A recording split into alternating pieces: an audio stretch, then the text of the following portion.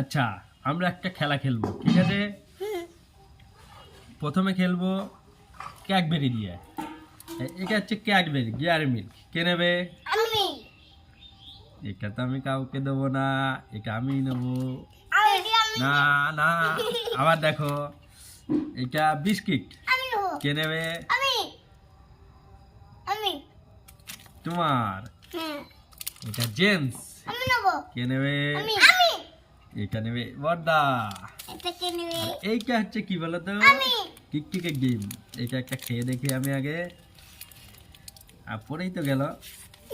বুঝতে গেল সেই স্বাদ।